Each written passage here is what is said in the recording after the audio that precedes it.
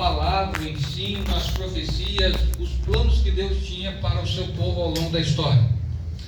Disse para vocês que essas 7 festas, elas aconteciam de verdade todos os anos, cerimônia, tipo essas festas que você vê em interior de padroeiras, só que ali sim foi a festa original.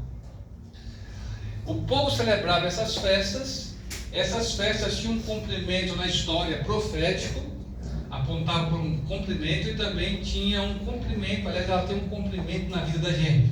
Se a gente quer alcançar o céu, se a gente quer viver com Jesus, nós teremos que passar por essas festas ou por esses encontros. Disse para vocês que a primeira festa que vimos é a Páscoa.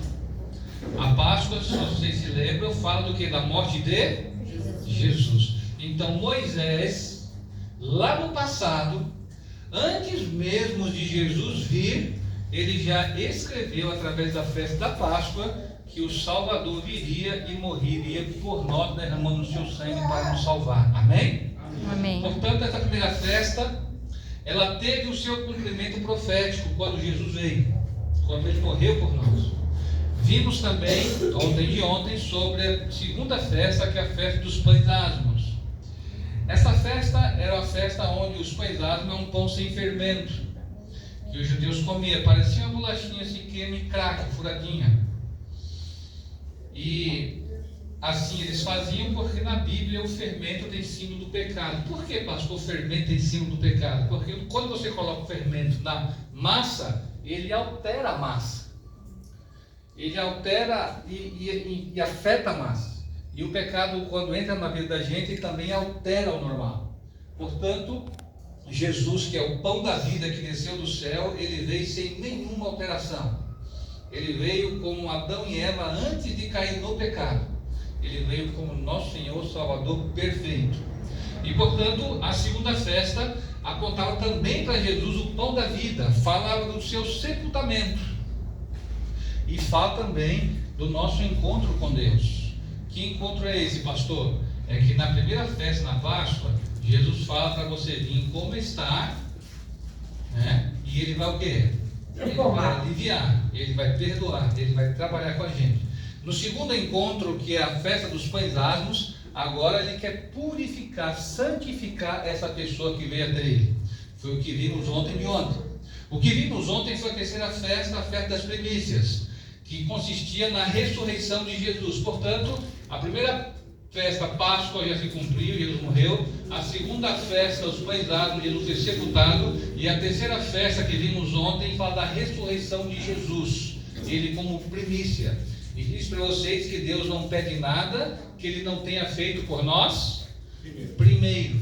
Antes de pedir qualquer coisa para a gente, ele deu o melhor do céu em Jesus para vir morrer, para vir pagar os nossos pecados. E agora, na terceira festa de primícias, ele quer, depois de eu aceitar Jesus, depois de começar a vida de santificação, o próximo passo é colocar Deus em primeiro lugar. Portanto, essa é a terceira festa. A terceira festa também se cumpriu, que fala da ressurreição de Jesus. A quarta festa que vamos ver hoje, que é a festa de Pentecostes. E esse aqui é uma festa interessante para você entender, porque hoje existem assim, muitas igrejas pentecostais e não sei o que, e começa tudo isso aqui, ó. E quando você entender esse assunto, vai abrir a sua mente para entender muita coisa. Então a quarta festa é a festa de Pentecostes. Vamos ver na Bíblia, ela também já teve o seu cumprimento.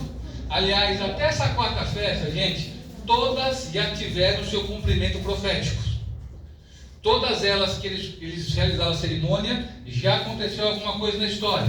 Jesus veio e morreu, foi sepultado, ressuscitou, e depois ele enviou o Espírito Santo em Pentecostes. Essas 4 festas já se cumpriram, e as 3 festas restantes, que vamos ver da manhã para frente, ainda terá o seu cumprimento no futuro, entende? E a gente vai entender isso. Mas essas 3 festas, elas precisam de ter um cumprimento em nossa vida. Como assim, pastor? Eu preciso de receber a Páscoa, é aceitar o sangue de Jesus que lava e purifica o meu. Eu também preciso de pedir a Jesus que ele modifique os pães asmos. purificar, a perfeição de Jesus em nós, vivendo com Ele. Terceira festa é a das primícias. Eu preciso colocar Deus em primeiro lugar. E quando eu fizer isso, entregar a vida a Jesus, Ele santificar a minha vida e eu conseguir colocar Ele em primeiro lugar, o próximo encontro dele com a gente é mandar o seu Santo Espírito de forma especial para a gente poder ter poder para pregar o Evangelho. Amém? Amém. E viver uma vida vitoriosa em Cristo. Agora vamos estudar então essa festa de Pentecostes. Quem trouxe a sua Bíblia, pode abri-la em Levíticos capítulo 23. Levíticos 23.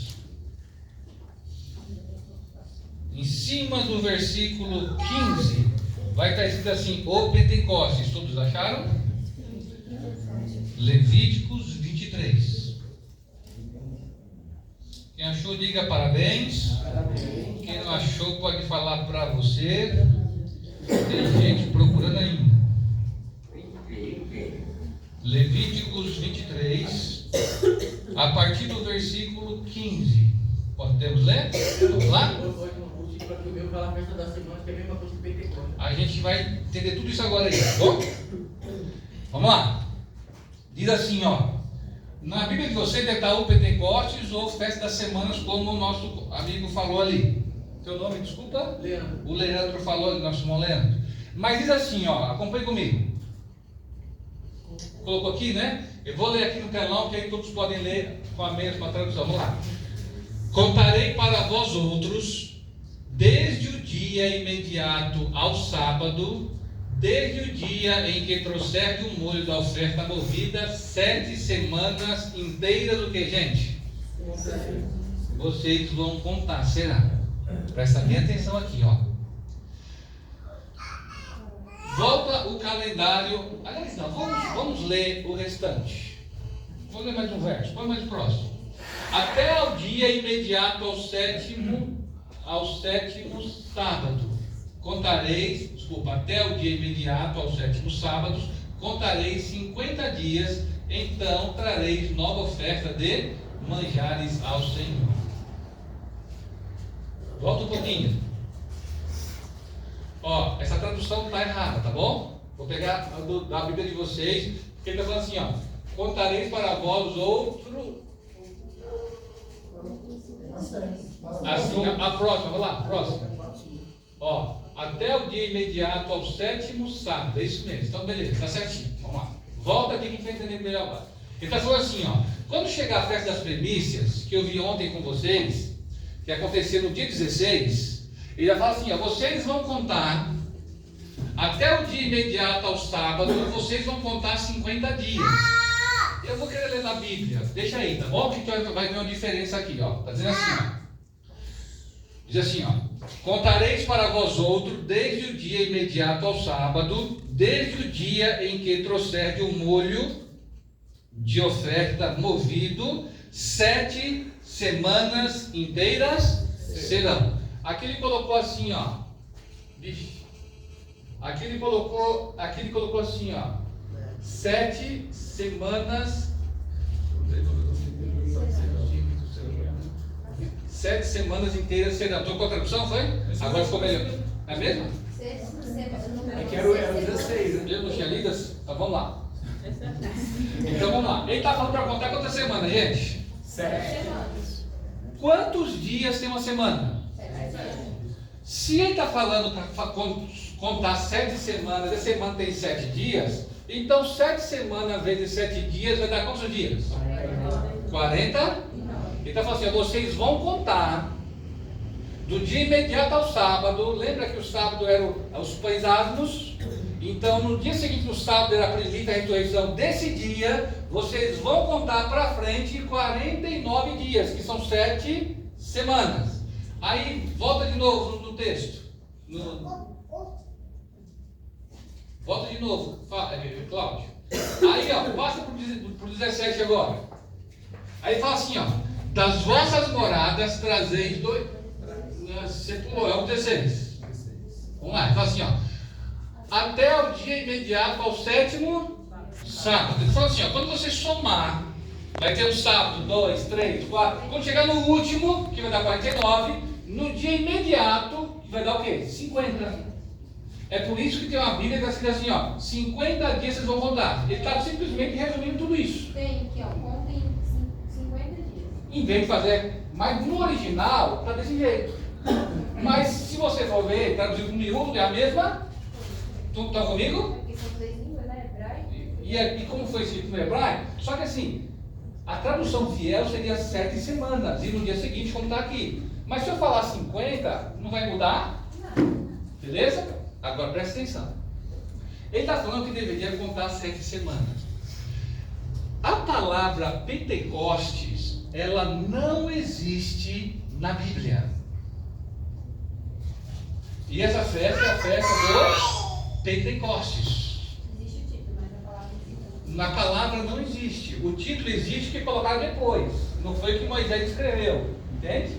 Mas a palavra não existe. Como entender isso, pastor? Vamos entender isso. O que existe, na verdade, na Bíblia, na língua deles, é a palavrinha Shavuot. Shavuot significa semanas. Porque são 7 semanas no dia seguinte das 50. E da onde tiraram esse negócio de Pentecostes? É que a palavra Pentecostes, que foi traduzida para tal da língua grega lá, significa 50º.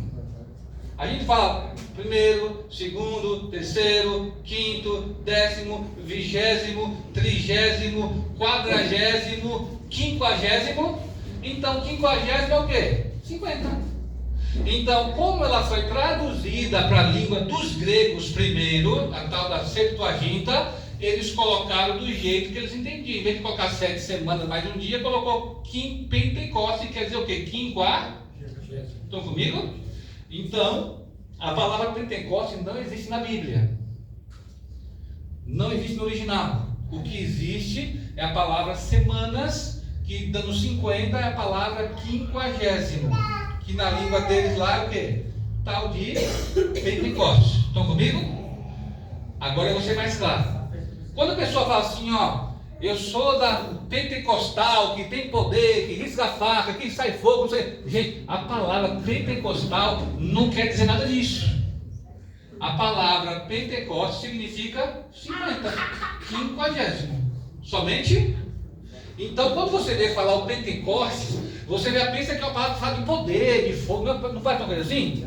Quando na verdade ela significa somente 50º, 50. Está comigo? O pastor está repetindo e repetindo para vocês não esquecerem mais isso. E o que ele está dizendo assim, em outras palavras? Gente, do dia das primícias, vocês vão contar 50 dias para começar essa festa. E agora eu quero ver com vocês o que vai acontecer nessa festa. E vai dizer assim, ó. Versículo 17, está assim, ó. Das vossas moradas, vocês vão trazer 2 pães para ser movidos, ou seja, apresentados, balançados diante do Senhor, né? De 2 dízimos de um efã de farinha serão levedados, se cozerão, serão primícias ao Senhor. Presta bem atenção. Na festa dos pães asmos, o pão não podia ser o quê? Fermentado. Simbolizava quem? Jesus. Esse pão não pode simbolizar Jesus, porque são 2 e tem o quê? Seu nome é? Deise. Parabéns, Deise está afiada. De quem é o celular? Manda fogo do céu, Senhor, aqui. Mas vamos lá. Manda o Pentecostes, né? Vamos ver como é que é agora. Então vamos lá. Ele está dizendo que ele deveria ser levado perante o Senhor. Depois de 50 dias deveria se fazer isso. A gente vai entender por que esses 2 pães. Mais para frente um pouquinho. Mas na festa de Pentecostes, levava-se 2 pães o quê? Fermentados, levedados. Vamos continuar comigo. Diz assim: com pão oferecereis 7 cordeiros sem defeito de 1 ano. Todas essas festas tinham sacrifício de cordeiro que apontava para quem, gente? Para Jesus. Com a sua oferta de manjar. Manjar é oferta de comida, entende? Então era oferecido cereais, essas coisas assim, comida. Vamos lá. E as suas libações são oferta de bebida, azeite, vinho, enfim. Por oferta queimada, aroma agradável ao Senhor. Deveria ser levado assim. Próximo. Também oferecereis um bode para oferta pelo pecado, 2 cordeiros de 1 ano e assim por diante. Próximo. Então o sacerdote moverá o pão com as primícias por oferta movida perante o Senhor, com 2 cordeiros santos serão ao Senhor para uso do sacerdote. Aqui vai começar a falar disso aí. Como entender essa festa? O que essa festa tem a ver? Quando essa festa foi celebrada pela primeira vez? Logo que Jesus morreu. Logo que Jesus morreu, subiu ao céu, a primícia é a subida, e logo em seguida a próxima festa acontece depois que ele sobe, é o que a gente vai ver agora. Mas como que foi esse primeiro Pentecostes? O que aconteceu? A gente sabe que no Pentecostes desceu o quê? Deus enviou o quê? O Espírito Santo. Mas e no primeiro Pentecostes, que as pessoas nem sabiam, nem ouviam ensinamento do Espírito Santo, o que aconteceu no primeiro Pentecostes? Vamos ver comigo? Abra sua Bíblia no livro de Êxodo, capítulo 12. Êxodo 12. E a gente então vai ver isso aqui.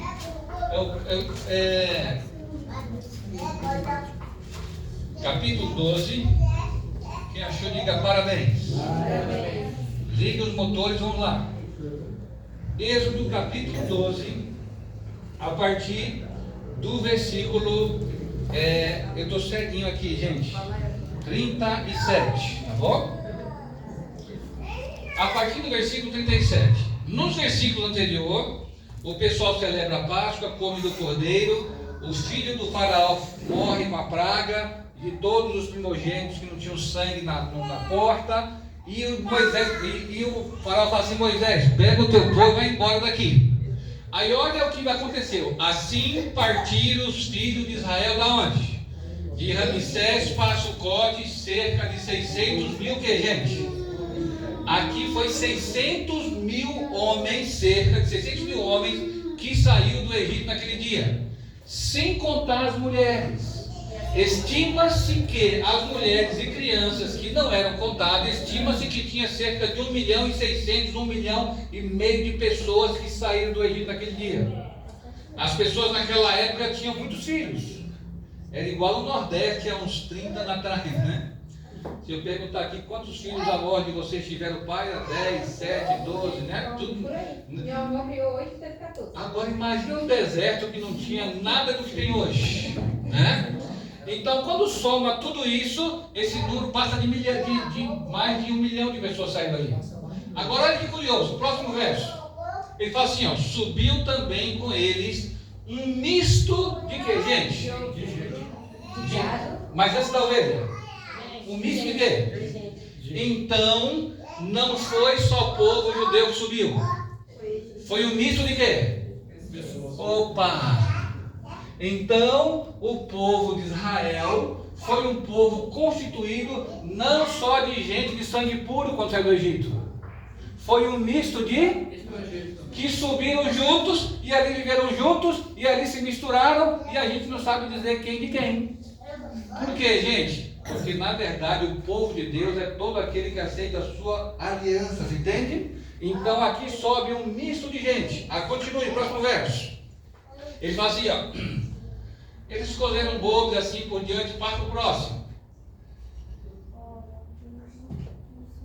Próximo. Agora presta aqui, ó. Aconteceu que ao cabo dos 430 anos o povo foi embora. Mais um. Mais um. Aqui. Volta um pouquinho. O verso anterior, tá bom? Eu quero ler com vocês aqui, ó. O 43, mais para frente. Presta bem atenção nisso aqui, ó. Ontem fugiu o nome de novo. O Leandro me fez uma pergunta lá fora. Pastor, o estrangeiro, eles poderiam participar da Páscoa? Eles tinham que fazer o quê? E aqui está dizendo assim, ó: disse mais o Senhor a Moisés e Arão: esta é a ordenança da Páscoa. Nenhum estrangeiro. E essa gente mista que foi, não comeram então? Segundo o texto, não, né? Só depois fosse circuncidado, né? Vamos ler o próximo? Porém, todo escravo comprado por dinheiro, depois de ter circuncidado, poderia participar do quê? Da Páscoa. Mais outro. O estrangeiro e o assalariado não comerá dela. O escravo, gente, é aquele que morava na casa. O assalariado era o funcionário que ia embora trabalhar e voltar para casa. Não era entende? Esse aí não. Mas se o estrangeiro e eles quisessem participar, tinha que acontecer o quê? Mais um. O cordeiro era de ser comido, assim assado, mais outro. Porém, se algum estrangeiro se hospedar contigo e quiser celebrar a Páscoa do Senhor, ele precisa de ser o quê, gente? Circuncidado todo macho, e então se chegará e a observará, e será como natural da terra, Nenhum incircunciso o quê? Ele está dizendo assim, ó, não tem diferença para o estrangeiro. O estrangeiro não faz parte, mas se ele quiser, ele tem que se tornar um do povo judeu, fazer a circuncisão, e aí então ele poderá o quê? Ele poderá comer. O que ele está dizendo aqui, amados, para a gente, trazendo para o dia de hoje? Ele está dizendo para mim e para você que eu preciso de entrar em aliança com Cristo, entrar em aliança com Deus, para ter direito ao banquete da salvação que Ele deseja oferecer, não importa se você é estrangeiro, judeu, adventista ou não. Vocês estão entendendo? É isso que Ele está dizendo em outras palavras. Agora presta bem atenção. Eles saíram do Egito. Depois que saíram do Egito, eles começaram a vaguear no deserto. Atravessou o tal do Mar Vermelho e começou a andar. E olha que interessante, acompanhe comigo. Capítulo 16 agora. No capítulo 15 tem um cântico de Moisés. Ele chega num lugar morrendo de sede, não tem água, encontra águas azedas, amargas. Aí Moisés joga um galho lá, né? E o negócio fica doce e o pessoal reclama. Aí quando chega no capítulo 16, presta atenção, ó. Amigos, presta bem atenção. Quando que era celebrada a Páscoa? Volta aquela telinha, por favor, Cláudio, a tela que a gente está usando. Quando que era celebrada a Páscoa, vocês lembram? Dia 14. Dia 14. Estão comigo? Dia 14 era o dia sempre de celebrar a Páscoa. Eu sei que no dia 15 eram os pães asmos, e sei que no dia 16 eram as primícias, e daqui eu contava quantos dias à frente? 50. Passa mais uma tela, Cláudio. Dá uma setinha para o lado, Cláudio. Abracadabra, Shazam, pelos poderes de Jesus. Não tem. Travou aí, Cláudio? Então vamos lá. Vamos lá? Então vamos. Mais um.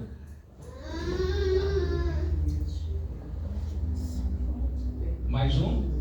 Mais um. Então daqui, ó, dia 16 lá em cima. Eu estou contando aqui quantos dias tem pintadinho de amarelo, gente? 7 em cima com 7 embaixo, mais umzinho dá quanto? 15. Agora presta atenção no que a gente vai ler no versículo 16 verso 1. Fala assim, ó. Não precisa de colocar não, tá? Para a gente se concentrar ali agora. Partiram de Elim, e toda a congregação dos filhos de Israel veio para o deserto de Sim. Aqui eles estão viajando, chegou num lugar chamado Mara, de Mara foi para Elim, de Elim foi para Sim, né? E olha o que acontece aqui em Sim, que está entre Elim e Sinai, aos 15 dias do segundo. Que dia que ele chegou aqui? Dia 15 do segundo mês. Põe mais uma tela, por favor. Mais uma. Dia 15 do segundo mês, porque aquele é o primeiro mês. Estão comigo? Segundo mês. Então aqui eu tenho dia 15 do segundo. Gente, se você pensar que o dia dos pães asmos foi no dia 15, passou um mês certinho, estão comigo? Do dia 15 para cá, 14 para cá, estão comigo? Então, um mês depois, eles estavam aqui, nesse lugar chamado Sim. É aqui que acontece aquela história do maná que cai. Lembra que eles estão vendo maná do céu e eles pegam no sábado em dobro e estragam o maná? Foi aqui nesse lugar. Tudo bem? Mas eu não vou gastar tempo com vocês com essa história aqui, porque tem algo muito empolgante no capítulo 19 agora. Lembre-se, nesse ponto, nós estamos um mês depois de sair do Egito. Tá bom? Agora, olha o que está no capítulo 19, no versículo 1. Diz assim, ó. No terceiro mês da saída dos filhos de Israel da terra do Egito, que dia? No primeiro dia desse mês, vieram ao deserto da onde, gente? Da onde, gente? Opa, agora ele chegou no deserto do Sinai, aonde Deus vai dar a lei dos 10. Que dia foi que chegou lá? Primeiro dia do terceiro mês. No terceiro mês. Passa mais uma tela. Se eu somar aquela do dia 16 até aqui, ó, tem 44 dias do segundo mês completo. Agora põe mais uma tela. Então ele chegou no terceiro mês aqui, ó, no dia 1º. Está comigo, o vermelhinho aqui? Ele chegou nesse dia aqui. Mas para dar 50, eu preciso chegar no dia 6. Mais uma tela, Paulo. Porque se eu pego 15 dias de cima, os 29 dias do segundo mês, mais os 6 dias, somados todos, dão quanto? Então, aqui é que ele vai acontecer o Pentecoste pela primeira vez, no dia 6. Só que nessa hora, ele está em que lugar, gente? No dia 1º. Vocês estão comigo? Está claro? Eu repito de novo. Agora, vamos ver junto, me acompanhem a historinha para vocês verem que interessante. Então, ele está aqui no dia 1º, tá bom? Chegou no Monte Sinai. Aí, olha o que acontece quando ele chega aqui. Ele chega no dia 1º, vamos imaginar a cena. Moisés arruma as barracas com o seu povo, ele descansa. No dia seguinte, ele vai conversar com Deus. E diz assim, ó. Diz assim: tendo partido de Redim, vieram ao deserto do Sinai, no qual se acamparam ali, pois se acampou Israel em frente ao monte. Então no dia 1º ele acampa. Dia seguinte, dia 2, subiu Moisés a Deus, e do meio e do monte o Senhor... Gente, eu estou com a vista muito embaralhada. Espera aí que eu tenho um jeitinho para ajudar aqui.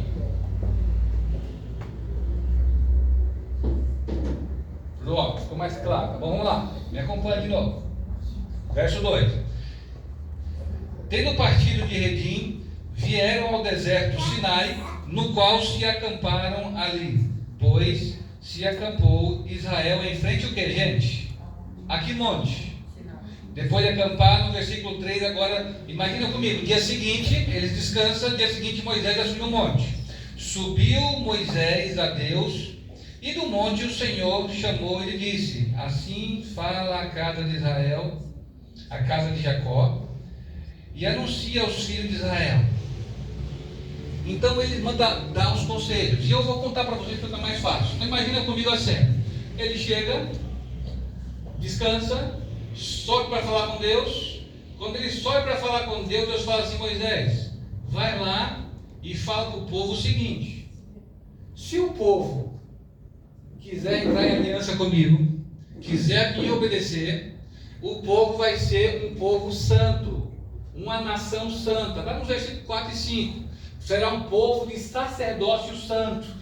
Embora haja um misto de gente que vai compor o meu povo, mas o povo de Israel vai ser a nação que vai administrar toda a parte religiosa, entende? Então todos eles vão se tornar, se tão somente me obedecer a dizer. Aí Moisés desce, fala para o povo: olha, gente, Deus disse isso, que vocês vão ser um povo de propriedade exclusiva deles, se tão somente obedeceram.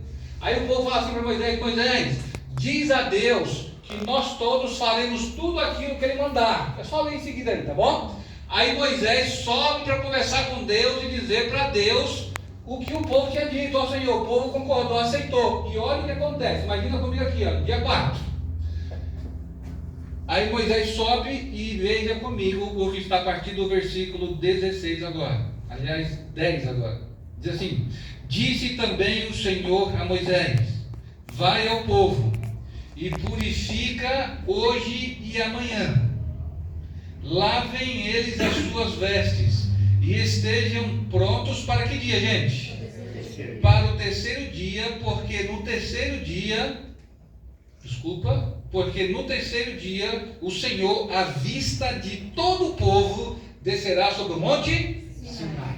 Então o povo diz: Moisés, beleza, a gente concordou com Deus, diz aí que tem que fazer tudo que ele mandou. Aí ele sobe, conversa com Deus: Senhor, o povo disse que ia cumprir tudo. Aí Deus fala assim, ok então volta lá, diz para o povo se preparar hoje e amanhã, porque no terceiro dia eu vou aparecer no monte e vou falar com você e todos eles vão ouvir. Amigos, o que foi que Deus disse no monte? O que foi que Deus deu no monte? Os 10 mandamentos. No primeiro Pentecostes que houve, não foi o envio do Espírito Santo, foi a entrega da lei. E nos livros judaicos, os judeus são muito claros sobre esse assunto. Eles todos concordam que o primeiro Pentecostes foi a outorga ou entrega da lei. Então, nesse primeiro Pentecostes, o que Deus deu foi a lei ao povo, e por isso o Senhor mandou o pessoal se preparar, se santificar para esse momento. E ele falou assim, prepara o povo e diz para o povo, porque eles vão ouvir eu falando para você. Gente, sabe por que Deus disse isso a Moisés? Porque se Moisés tivesse subido para o monte, sozinho, ou quem sabe com a turma de gente, ele podia voltar lá de cima dizendo qualquer coisa, e quem garante que foi Deus mesmo que disse? Não tem o Maomé? O Maomé, que é o profeta dos muçulmanos, subiu ao monte, ficou lá não sei quanto tempo no monte e desceu com o livro, com o Alcorão. Não tem nenhuma testemunha, ninguém que testemunha, ele simplesmente disse. Como você vai saber disso? E Deus, na sua infinita sabedoria, falou: Moisés, eu vou falar para você, mas todo o povo vai ouvir, porque eles serão testemunhas da lei que eu estou entregando a você para o meu povo, entende? E o povo, gente, tudo ouviu. Depois eles ficaram apavorados, assim: Moisés, fala com Deus, não fala mais com nós não. Não é? Mas até ali, o povo estava o que, gente? Ouvindo. O povo era testemunha da entrega da lei. E quem é esse povo? Um misto de gente. Agora veja que interessante. E se era um misto de gente, acompanhe comigo que vai dizer os versos seguintes. Eu estava no versículo 10. Acompanhe comigo o verso 11. Não, já deu 11. Já deu 11? 12? Então me acompanhe, vamos lá. Vamos para o 14, tá bom? Aqui vai dizer para marcar, não deixar ninguém chegar perto, nem o animal, assim, assado. Então está assim, ó: Moisés, tendo descido do monte ao povo, consagrou o povo para que chegasse nesse dia e disse ao povo tudo o que deveria acontecer, tá bom? Aí no versículo 15, 16: ao amanhecer do terceiro dia, houve o que, gente? Trombetas e relâmpagos. Está assim, ó: trovões e relâmpagos. Houve trovões e relâmpagos e uma espessa nuvem sobre o monte. A palavra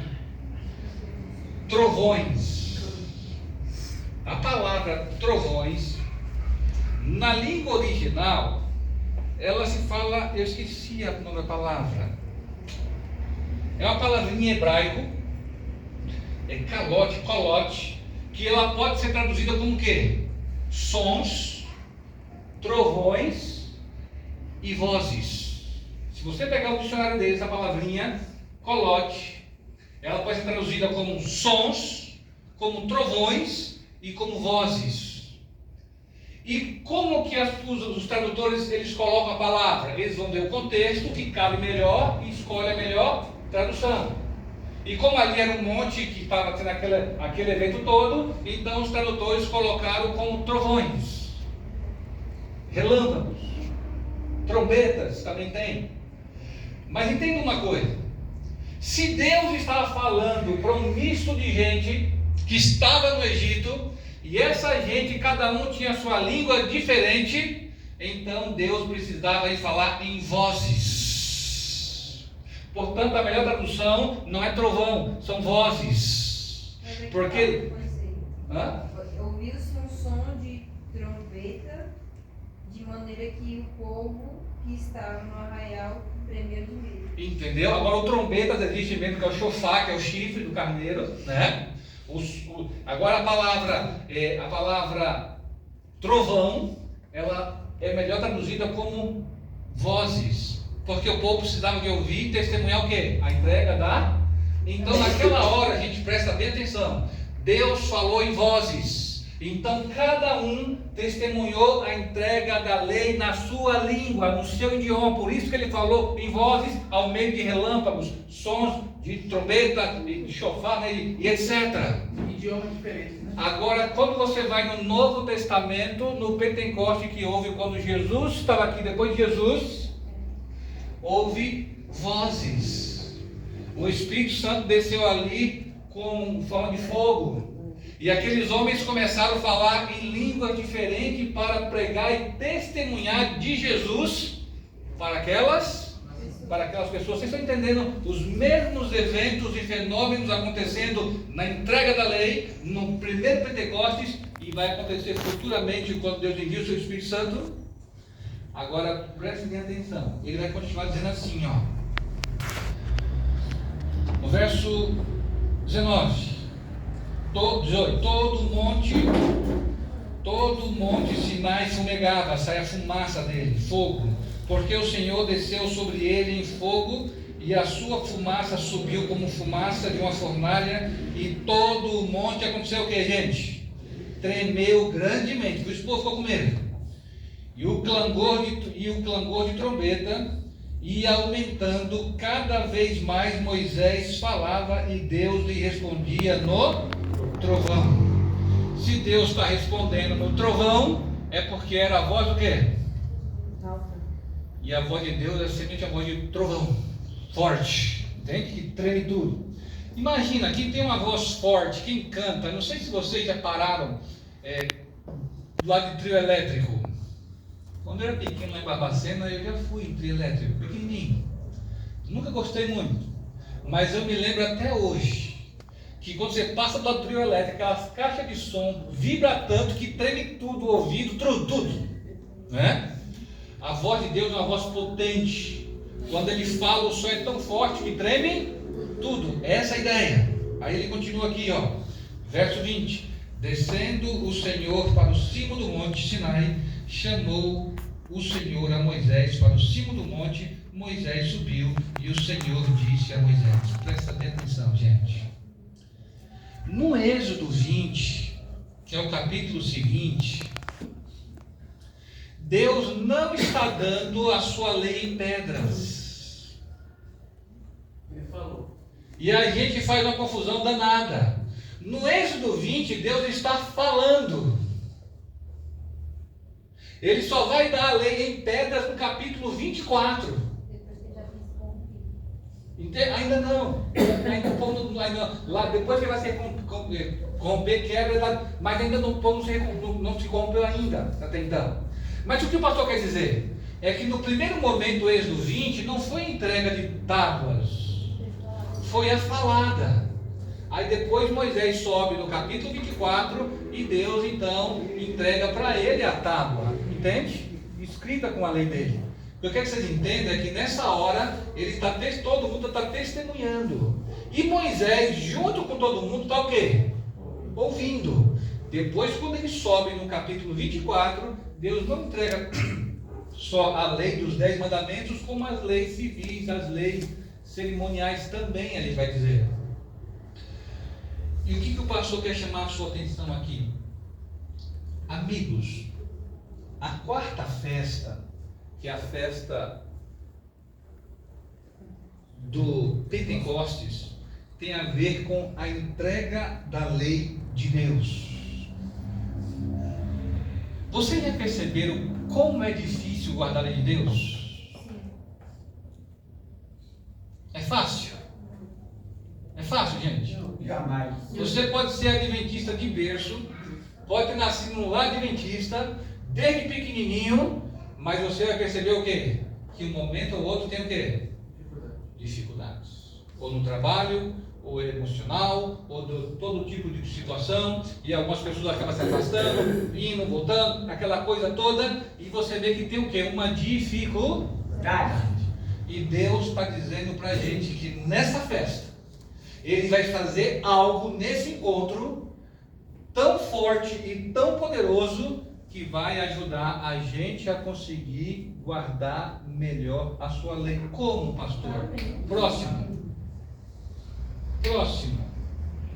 Em Tiago, no capítulo 2, verso 12, diz assim, ó: falai de tal maneira no Novo Testamento, de tal maneira procedei, como aqueles que um dia vão ser julgados pelo que, gente? Lei da liberdade. A lei de Deus é chamada de lei da liberdade. Por quê, gente? Ela só proíbe.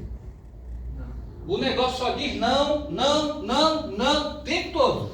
É uma proteção. Mas por que é lei da liberdade? Porque se eu não adulterar, por exemplo,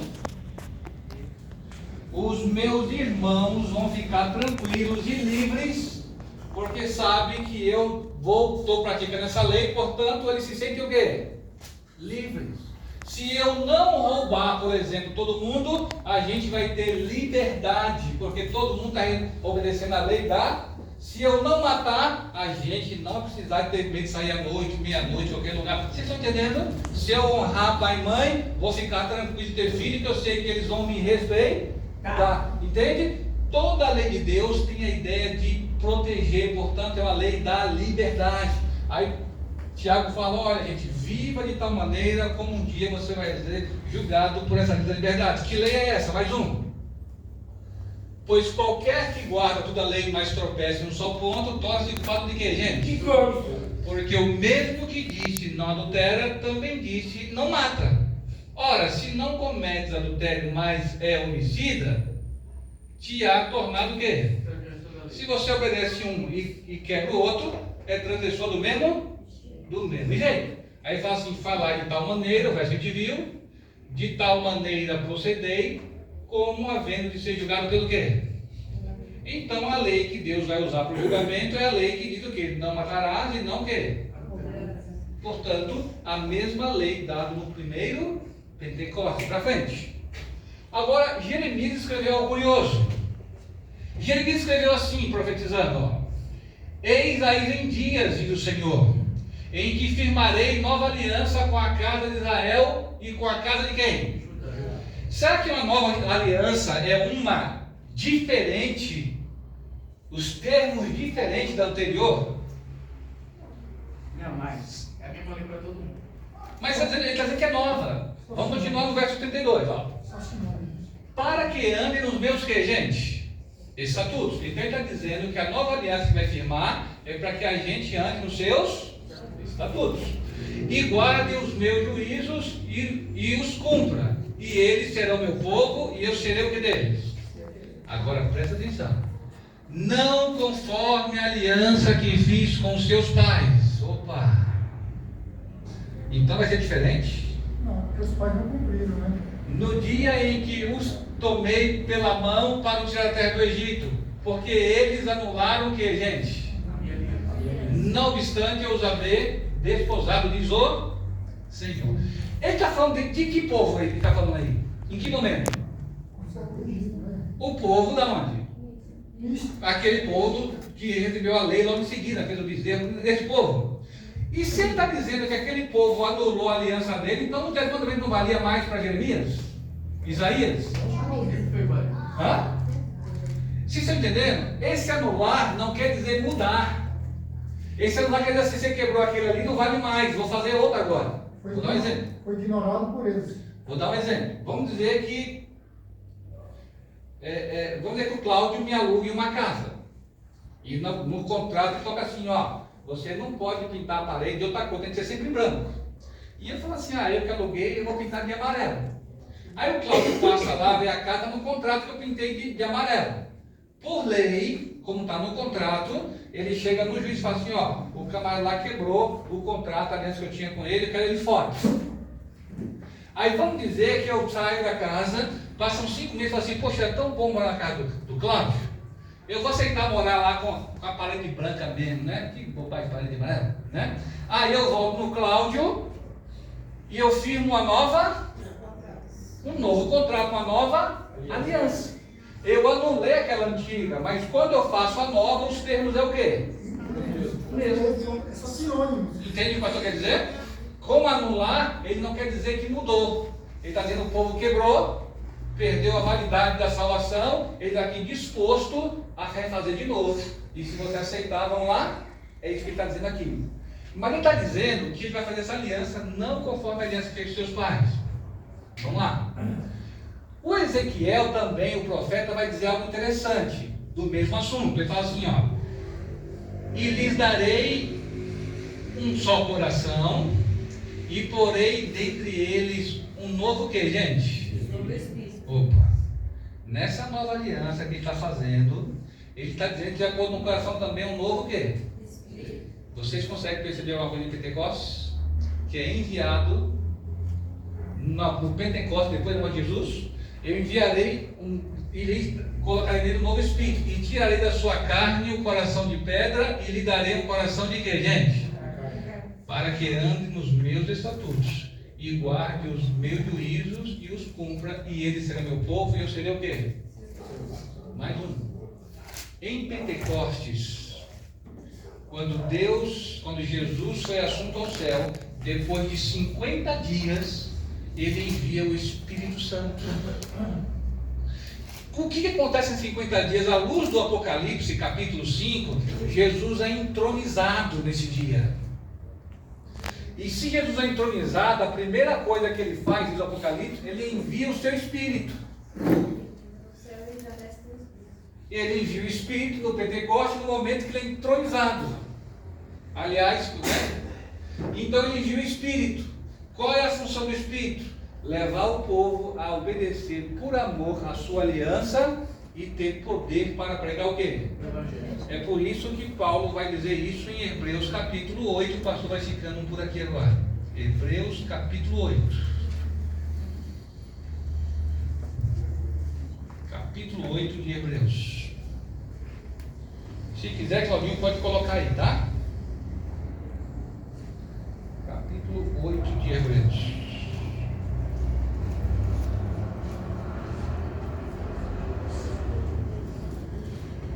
Diz assim, acompanhe comigo, a partir do verso 6.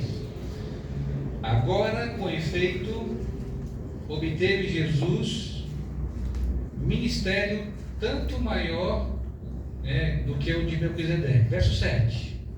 Porque se aquela primeira aliança tivesse sido sem defeito, de maneira alguma estaria sendo buscado lugar para o que, gente? Uma segunda.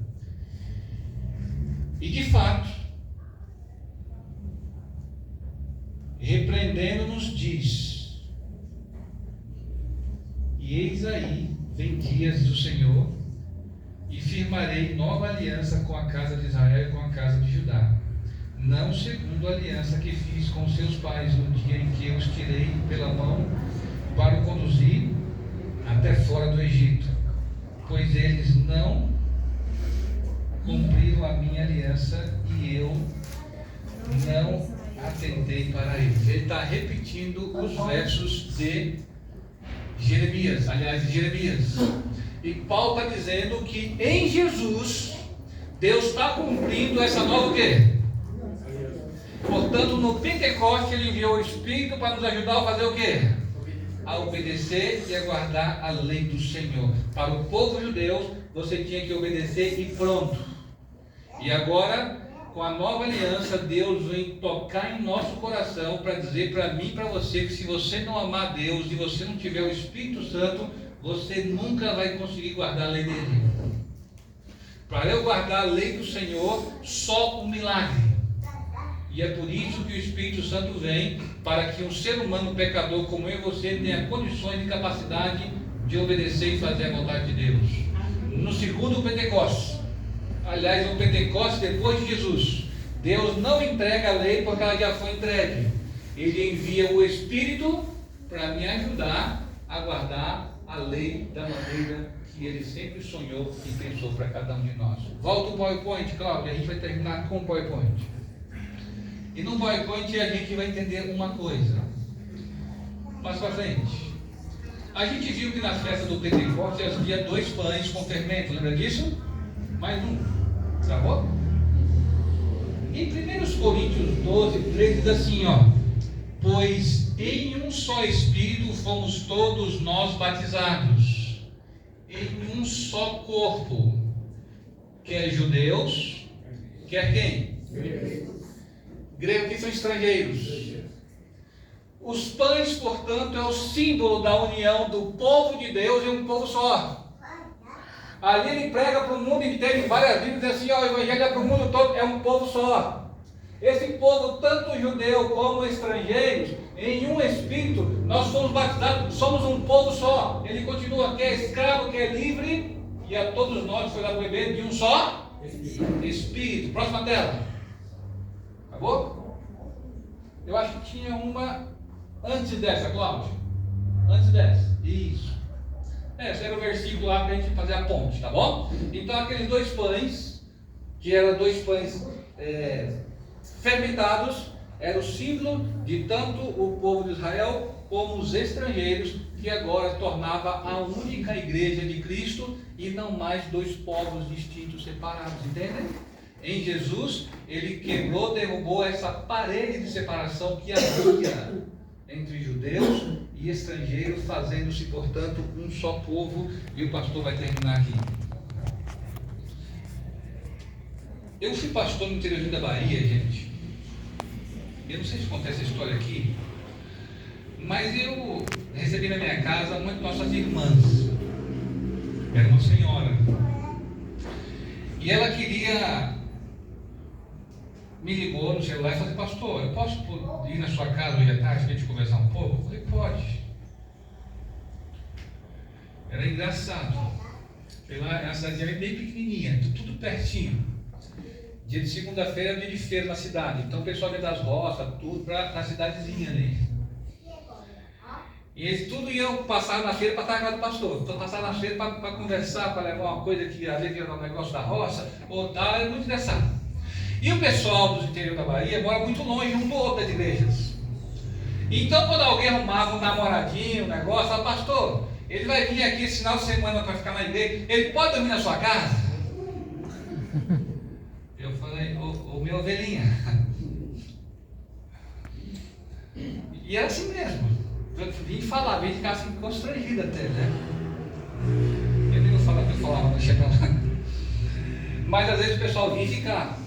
E essa irmã, a irmã Dezinha, falou assim: pastor, eu queria conversar muito com o senhor hoje. E aí ela foi em casa. E a irmã Dezinha, ela tinha uma característica interessante.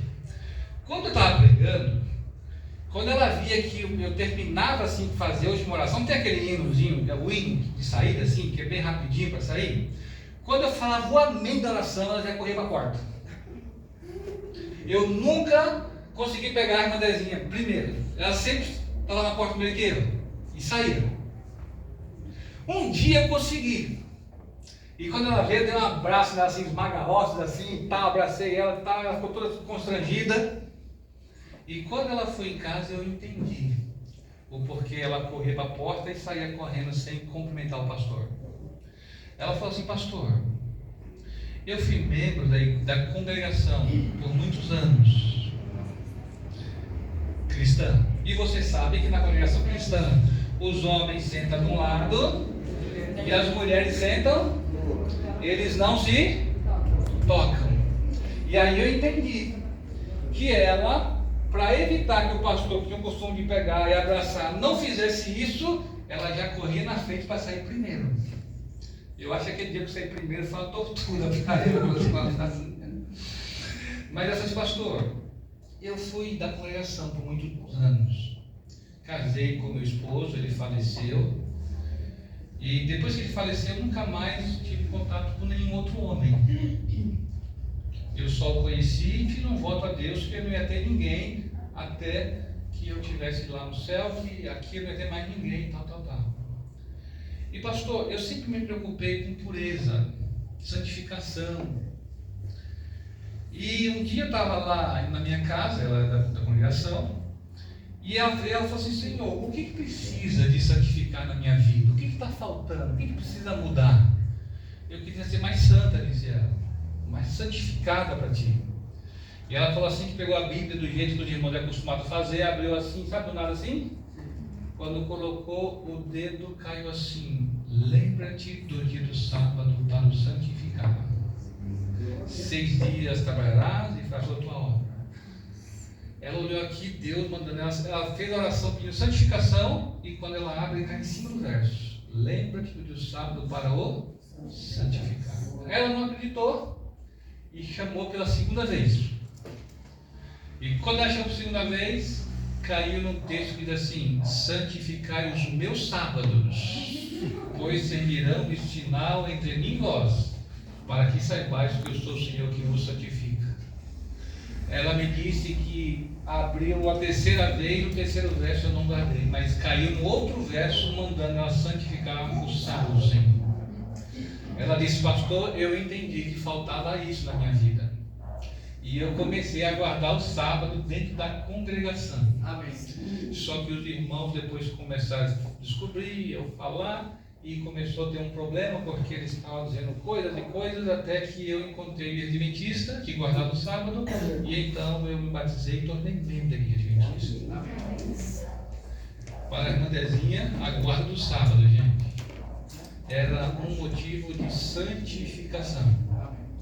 E quando ela estava orando e pedindo a Deus, Deus estava usando quem para trabalhar no coração da Dezinha? Espírito Santo. O Espírito Santo tocou no coração dela, guiou ela, e agora ela estava começando a guardar a lei do Senhor. Pensa numa pessoa amorosa, pensa numa pessoa que você viu o Espírito de Deus. Amados amigos, e aqui eu quero chamar a sua atenção, porque para muitos o Espírito de Deus é uma força impetuosa que leva a gente a brigar com tudo e todos. Porque ser cheio do Espírito Santo para muitos é diferente do que Jesus fazia. Para muitos, ser cheio do Espírito Santo é magoar as pessoas, é falar alto, esbravejar, bater no peito. Amigos queridos, o Espírito Santo do Senhor é enviado para mudar o nosso coração, para nos tornar mais semelhantes a Jesus. E é por isso que o Pentecostes vem antes da quinta festa que vamos ver amanhã, a volta de Jesus. Porque para irmos morar com Ele, Ele vai ter que ter feito uma obra no nosso coração, na nossa vida, e Ele quer começar isso hoje. Amém. Amém. O primeiro encontro é o encontro onde Jesus vem morrer por nós e o seu sangue nos purifica do pecado. Amém? Amém. O segundo encontro é a festa dos pães asmos, onde Jesus foi sepultado, o pão da vida. E Ele quer pegar essa vida sem fermento e tornar nossa. Lembra que vimos isso? Fomos sepultados com Ele pelo batismo, a ideia do sepultamento de Jesus. O terceiro encontro é o encontro onde Ele quer levar nessa comunhão com Ele a colocar Deus em primeiro lugar. E o quarto encontro, quando você coloca Deus em primeiro lugar, depois de tudo isso, é derramar sobre você o Espírito Santo de uma forma especial, para ajudar, para ensinar você a guardar a lei do Senhor e ser uma testemunha dele para o quarto encontro, que é a volta de Jesus. Amém. Amém. E se houve um tempo que a gente precisa disso, mais do que nunca, é hoje. Eu estou acompanhando essa briga da China com os Estados Unidos, o negócio está feio. E os países estão se aliando, cada um tomando os seus lados. Talvez pode ser que seja um momento, agora não é uma praga só de pandemia não, os negócios são potências mesmo, né? E a gente não sabe o fim disso. A verdade é que o nosso Senhor prometeu voltar. E eu penso que a seara, eu penso que o mundo está maduro para isso acontecer. Mas antes, Ele vai derramar chuva serôdia, o Pentecostes sobre o seu povo, para que, cheio do poder dele, possamos proclamar, viver e anunciar e aguardar a volta do Senhor. Amém. Amém. Vamos cantar o último hino. Se é o seu desejo, pode colocar, Claudinho.